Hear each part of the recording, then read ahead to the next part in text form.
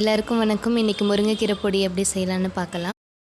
முருங்கைக்கீரை ஒரு 2 கட்டு ஃப்ரெஷ்ஷாக வாங்கிட்டு வந்து ஒரு 2 டைம்ஸ் நல்லா அலசி எடுத்துக்கோங்க. அலசிட்டு அதை நல்லா நிழலில் காய வச்சு எடுத்துக்கோங்க. ஒரு 2 நாள் காய விட்டிங்கன்னா அந்த மாதிரி கிறிஸ்பியாக வந்துடும். அப்புறம் அதுக்கு தேவையான மசாலாலாம் இதெல்லாம் தான். குழந்தைங்க சாப்பிட மாட்டேதுன்னு ஃபீல் பண்ணாதீங்க. இந்த மாதிரி நீங்கள் குழந்தைங்களுக்கு பொடி பண்ணி இட்லி தோசைக்கு வச்சு கொடுங்க, சூப்பர்.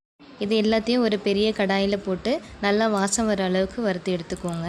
இதில் என்னென்ன ஆட் பண்ணலான்னு பார்த்தீங்கன்னா, துவரம்பருப்பு, கடலைப்பருப்பு, உளுந்து, காஞ்ச மிளகாய், மிளகு, பூண்டு, சீரகம், வெள்ளை எள்ளு, தனியா, ஒரு 2 துண்டு புளி, கருவேப்பிலை, உப்பு, பெருங்காயம். இது எல்லாத்தையுமே தனித்தனியாக நீங்கள் வறுத்து எடுத்துக்கோங்க.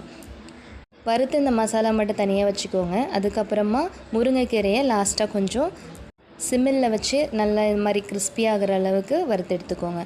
அதுக்கப்புறமா அந்த மசாலாவை எடுத்து நம்ம வறுத்து வச்சுருக்கிற அந்த முருங்கைக்கீரையில் கொட்டி மொத்தமாக கலந்து விட்டுருங்க.